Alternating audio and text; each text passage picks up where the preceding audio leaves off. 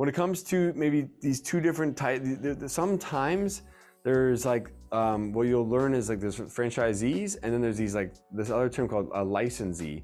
And the biggest differentiator between a franchisee and a licensee, and it's just important to understand this difference, is that a franchisee is, you're using the trademarks, you're duplicating the brand, you're sharing the systems and the supply chain and the technologies, and then there's like some control over the business from the franchisor, and there's this obligation from the franchisor to support franchisees. Whereas in a licensee model, really what it is that someone's just utilizing some sort of trademark or technology, but at the end of the day, they're running their own independent business, and they're not operating under the same brand name. And so, there really is no business support or any operational kind of control in a licensee relationship. Typically, it's like here's the material, here's the technology, here's the use of the trademarks.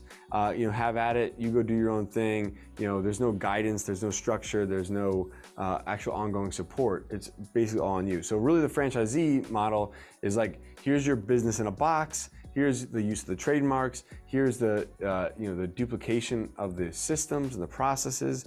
And so it's a completely different model than licensing. So just in case you come across that in your search or in your kind of like in this process of exploring, do we go franchise route? Do we not go franchise route? Understanding the difference between these two are helpful, so when you're talking to someone, you have an understanding of what a franchisee is versus what a licensee is. Hey guys, thank you so much for joining me. If you'd like to learn how to open your own adult daycare center, go to adcpro.com. If you'd like the latest business tips, click here, and make sure you subscribe to our channel. Click here. We'll see you guys next time.